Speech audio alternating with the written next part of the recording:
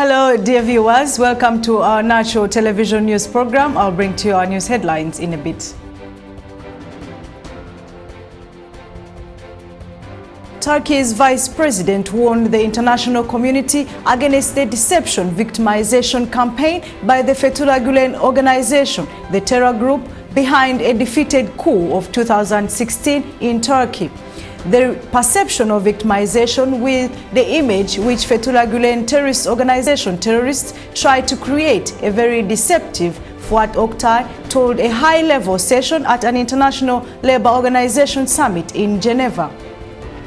Oktay said some structures tied to Fethullah Gulen established themselves as trade and civil servant unions before the coup attempt. In order to fight this, it is very crucial to know the working methods of this criminal organization, which tried to overthrow the elected government, the president, and the constitutional order in Turkey and left behind 251 innocent civilians killed and wounded more than 2,000 people, he explained.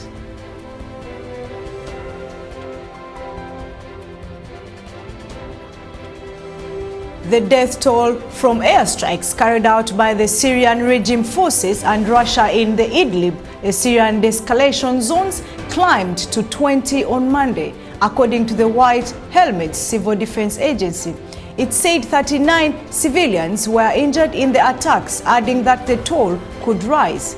The attacks targeted the towns of Mara Shoren, Khan Saykun, Al-Tamani, and Turkey and Russia agreed last September to turn Idlib into a de-escalation zone in which acts of aggression would be expressly prohibited.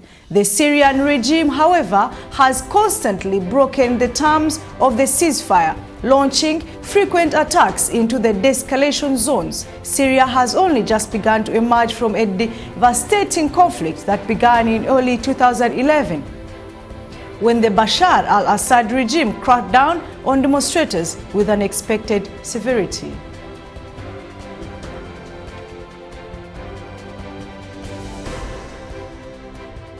Nablus Governor Ibrahim Ramadan spoke to the media after Israeli army opened fire on a security headquarters in the occupied West Bank city of Nablus. A Palestinian security guard was wounded in the hand in the overnight attack, according to Nablus Governor.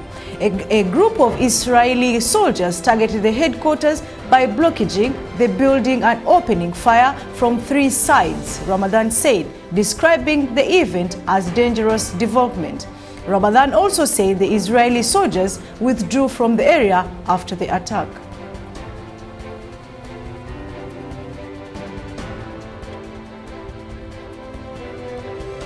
A helicopter was forced into an emergency landing and crashed on top of a 54-story building in Manhattan yesterday, according to New York Times city officials. Fire Department of New York members are operating on scene at 7th Avenue in Manhattan. The pilot of the helicopter is believed to be the sole fatality of the crash of foggy conditions, according to multiple reports.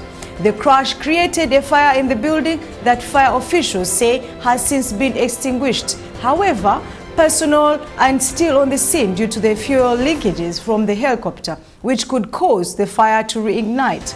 People in the building felt it shake as the helicopter made a crash landing, according to the New York Governor, Andre Cuomo. The president has been briefed on the helicopter crash in Manhattan and continues to monitor the situation, the White House said in a statement.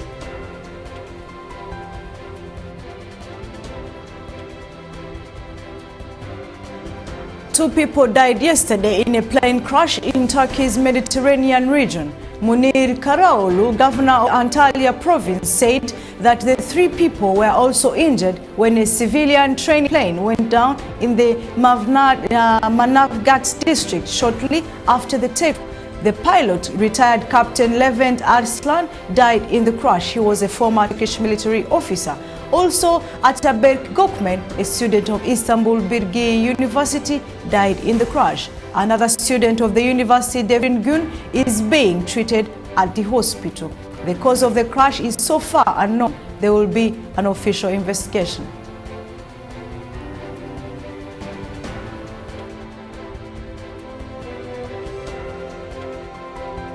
At least 86 people died in several traffic accidents during the 9-day national holiday of Eid al-Fitr to celebrate the end of Islamic holy month of Ramadan across Turkey.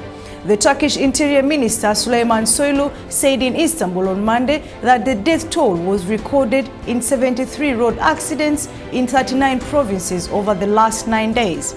He appointed 5.1% decrease in the death toll resulted from the traffic accidents compared to last 10 years.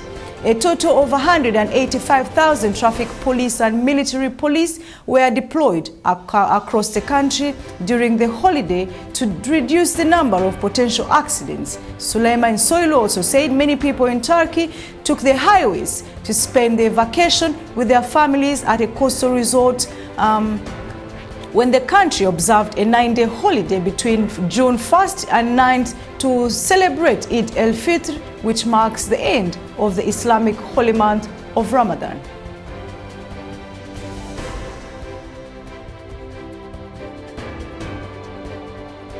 Rafting teams compete in the World Rafting Championships that took place yesterday at the Munzur River in Turkey's eastern Tunceli province.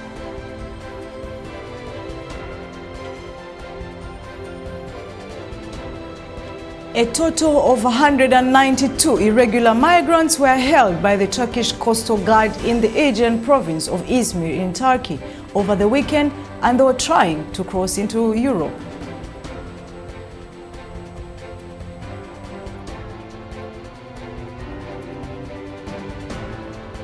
Anti-narcotics police in Turkey have seized 20 kilograms of 44 pounds of cocaine in a major operation in Istanbul.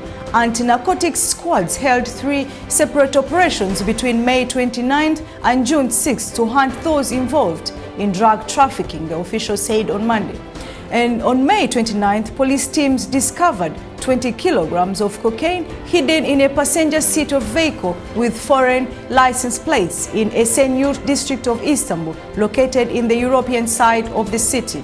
A Bulgarian origin suspect, 49, was arrested. The squads also found 70 kilograms, equivalent to 154.3 pounds of heroin hidden in a truck bed in the Küçükçekmece district, a large crowded suburb, also on the European side of Istanbul. 2 suspects were arrested on the same day, and on June 6th, police impounded 980 cannabis sativa roots in an operation targeting a cottage in Silivri district along the Sea of Marmara outside metropolitan Istanbul, arresting the 3 suspects, the sources also added.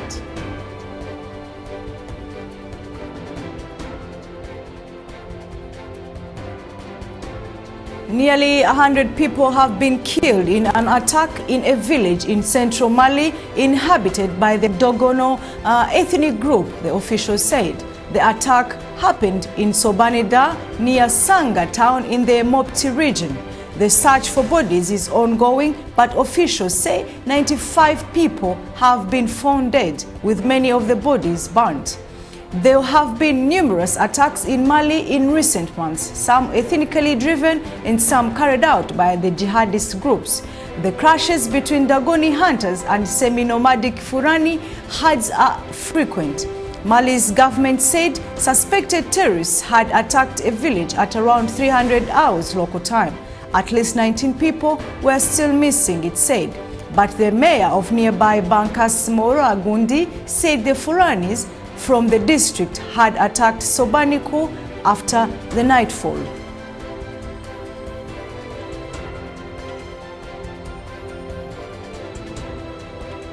National Television News from Ankara in Turkey. My name is Sauda Muganga. Thanks for watching.